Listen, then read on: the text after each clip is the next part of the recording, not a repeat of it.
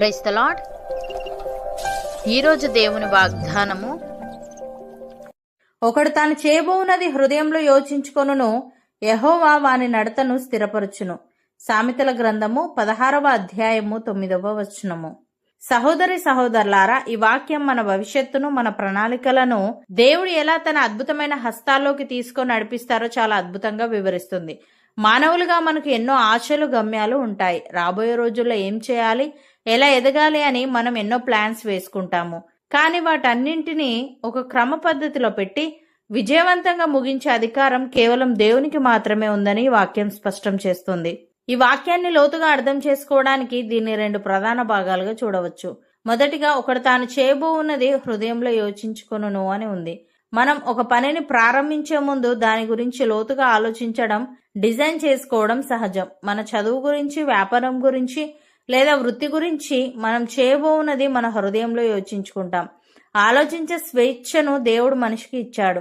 అయితే మన సొంత ఆలోచనలు ఒక్కోసారి తప్పుదారి పట్టవచ్చు లేదా మనకు నష్టాన్ని తేవచ్చు. ఉదాహరణకు, దేవుడు అబ్రహాముకు ఒక వారసుడిని ఇస్తానని వాగ్దానం చేశాడు. కానీ సంవత్సరాలు గడుస్తున్నా పిల్లలు కలగలేదు. దాంతో శారా తన సొంత బుద్ధిని ఉపయోగించి ఒక ప్లాన్ వేసింది. శారా దాసి అయిన హాగరు ద్వారా సంతానం పొందితే వాగ్దానం నెరవేరుతుందేమో అని హృదయంలో యోచించుకుంది. మానవ ప్రయత్నంతో ఇష్మాయేలు జన్మించాడు. కానీ దీనివల్ల ఆ కుటుంబంలో మనశ్శాంతి కరువైంది. హాగరుకు, శారాకు మధ్య గొడవలు మొదలయ్యాయి. ఆ ఒక్క సొంత ఆలోచన నేటికి వారి వంశస్థుల మధ్య ఒక పెద్ద పోరాటానికి కారణమైంది. అలాగే అబ్రహాము, లోతు ఆస్తులు పెరిగిపోయినప్పుడు ఇద్దరూ విడిపోవాల్సిన పరిస్థితి వచ్చింది. అప్పుడు లోతు పూర్తిగా తన కంటి చూపు మీద, సొంత లాభ నష్టాల ఆలోచన మీద ఆధారపడ్డాడు. సొదొమ గొమొర్రాల ప్రాంతం నీటి సదుపాయం కలిగి ఐగుప్తు తోటలా పచ్చగా ఉండడం లోతు చూశాడు. అక్కడ వ్యాపారం, జీవితం అద్భుతంగా ఉంటుందని యోచించి ఆ వైపు ప్రయాణమయ్యాడు. ఆ ఊరి ప్రజలు ఎలాంటి దుర్మార్గులో లోతు ముందుగా గ్రహించలేకపోయాడు. చివరకు దేవుడు ఆ పట్టణాలను అగ్నితో నాశనం చేసినప్పుడు లోతు తన ఆస్తినంతటిని, తన భార్యను కోల్పోయి కేవలం ప్రాణాలతో గుహలో మిగిలిపోయాడు. ప్రియులారా, శారా, లోతు జీవితాల నుండి మనం నేర్చుకోవాల్సిన ప్రాముఖ్యమైన సత్యం ఏమిటంటే, మనిషికి ఆలోచించే స్వేచ్ఛ, ప్రణాళికలు వేసుకునే తెలివితేటలు ఉన్నప్పటికీ దేవుని ప్రమేయం లేని సొంత ఆలోచనలు ఎప్పుడూ ఆశించిన ఫలితాన్ని ఇవ్వవు. పైగా అవి తాత్కాలికంగా మంచిగా అనిపించినా దీర్ఘకాలంలో నెమ్మదిని దూరం చేస్తాయి. కాబట్టి ఒక పనిని ప్రారంభించే ముందు హృదయంలో యోచించుకోవడం ఎంత సహజమో, ఆ ఆలోచనను ప్రభువా, ఇందులో నీ చిత్తముందా అని దేవుని చేతుల్లో పెట్టి ఆయన నడిపింపును కోరడం అంతే ముఖ్యం. అప్పుడే మన ప్రణాళికలు నష్టపోకుండా ఆశీర్వాదకరంగా స్థిరపడతాయి.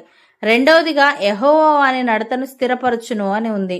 మనం మన ఆలోచనలను దేవుని పాదాల చెంత పెట్టినప్పుడు సర్వాధికారి అయిన యెహోవా మన నడతను స్థిరపరుస్తాడు. అంటే మనం వేసే ప్రతి అడుగు తడబడకుండా ఏది మన జీవితానికి మేలో ఆ మార్గంలో దేవుడే స్వయంగా మనల్ని నడిపిస్తాడు.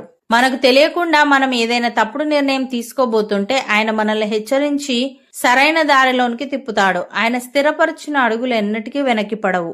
ఉదాహరణకు, దావీదు తన జీవితంలో ఏ నిర్ణయం తీసుకోవాలన్నా దేవుని సన్నిధిలో ప్రార్థించి నేను వెళ్ళాలా వద్దా అని అడిగేవాడు.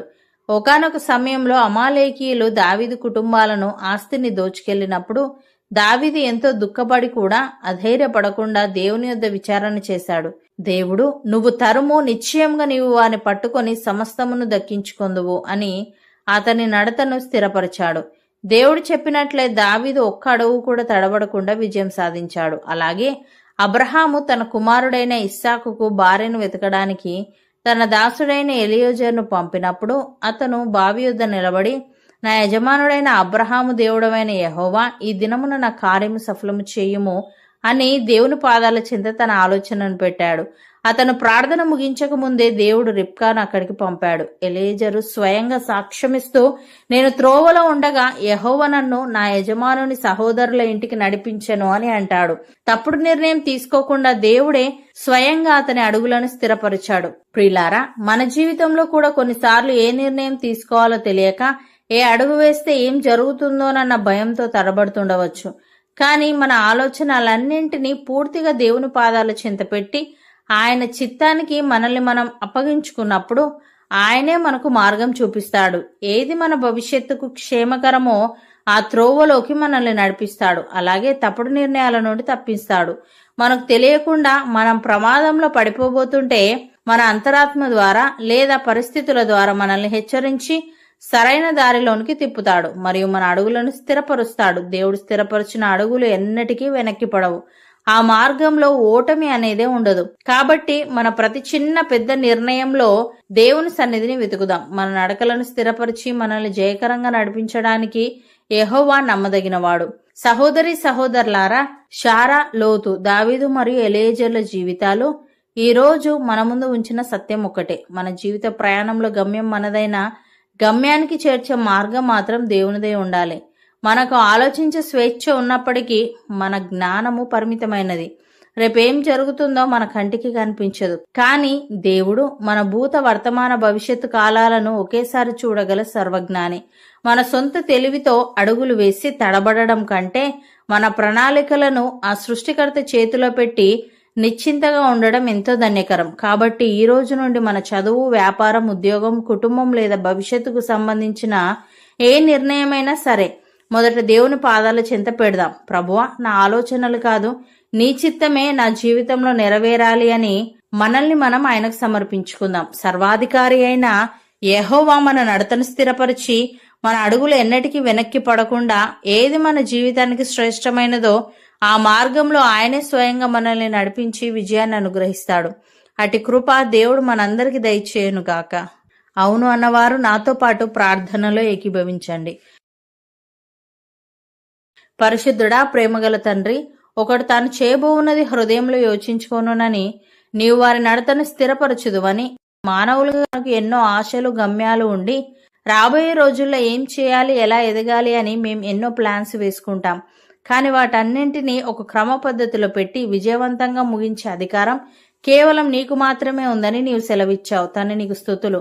దేవ, ఒక పనిని ప్రారంభించే ముందు హృదయంలో యోచించుకోవడం ఎంత సహజమో ఆ ఆలోచనను ప్రభువా ఇందులో నీ చిత్తముందా అని నీ చేతుల్లో పెట్టి నీ నడిపింపును కోరడం అంతే ముఖ్యం. గనుక అప్పుడే మా ప్రణాళికలు నష్టపోకుండా ఆశీర్వాదకరంగా స్థిరపడతాయి. గనుక మా వ్యక్తిగత జీవితంలోనూ, మా కుటుంబంలోనూ, మా భవిష్యత్ ప్రణాళికలలోనూ మా జ్ఞానము పరిమితమైనదని గ్రహించి మేము తీసుకోబోయే ప్రతి చిన్న పెద్ద నిర్ణయాలలోనూ, మా వృత్తిపరమైన బాధ్యతలలోనూ మా సొంత తెలివితో అడుగులు వేసి తడబడకుండా మొదట నీ పాదాల చెంత మా ఆలోచనను పెట్టి ప్రభువా ఇందులో నీ చిత్తముందా అని అడిగే ఆత్మీయ వివేచనను మేము కలిగి ఉండుటకు సహాయము దయచేయమని, నీవు స్థిరపరిచిన అడుగులు ఎన్నటికి వెనక్కి పడవు గనుక ఆ మార్గంలో ఓటం అనేదే ఉండదు. గనుక రేపేం జరుగుతుందో చూడలేని మా అల్పాలోచనలు విడిచి భూత వర్తమాన భవిష్యత్ కాలాలను ఎరిగిన నీ అపరిమితమైన జ్ఞానముపై ఆధారపడే వారంగా మేముండుటకు కృపచూపమని, ఈ వాగ్దానాన్ని హృదయపూర్వకంగా నమ్మి ప్రార్థనలో ఏకీభవిస్తున్న